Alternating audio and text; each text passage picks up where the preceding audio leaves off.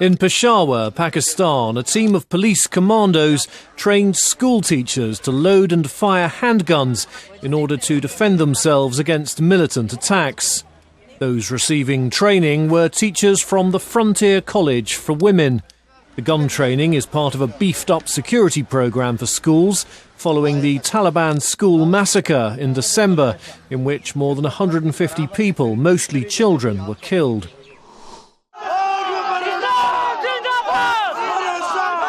In Kabul, dozens of angry Muslim men staged another protest against the French satirical magazine Charlie Hebdo for publishing cartoons that depict the Prophet Muhammad.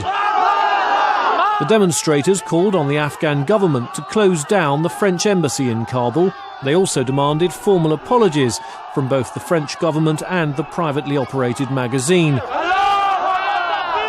There have been large demonstrations against Charlie Hebdo in Kabul, Jalalabad, Herat and other Afghan cities.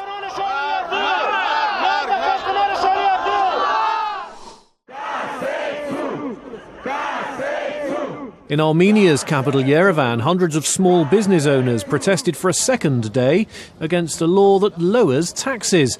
Most demonstrators were traders who sell products at fairs and markets. They said they'd be overburdened with paperwork under a new law that lowers the sales tax to 1%. Protesters said they'd rather pay the current 3.5% tax without the extra paperwork. In Belgrade, Serbia's President Tomislav Nikolic marked International Holocaust Remembrance Day with a visit to the site of the World War II concentration camp Sajmište. Together with diplomats and representatives of Jewish and Roma associations, Nikolic laid wreaths at a monument to the victims. The ceremony came on the 70th anniversary of the liberation of Auschwitz by the Red Army. Hallelujah. Avdei Adonai, Hallelu, et Shem Adonai. In Moldova, a solemn ceremony honoured the memory of Holocaust victims at Chisinau's Ghetto Memorial. Many participants laid red carnations at the monument in memory of the tens of thousands of Jews from Chisinau who were forced into the ghetto and killed during World War II.